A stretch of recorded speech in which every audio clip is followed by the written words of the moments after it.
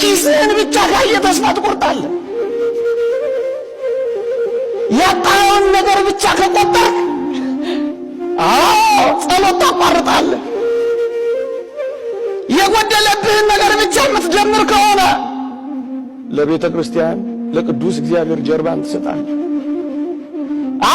ጥለው የሄዱትን ሰዎች ብቻ የምታይ ከሆነ ልዑል እግዚአብሔርን ትሳደባለህ፣ ታማለህ። እይታ ነው የሚወስነው።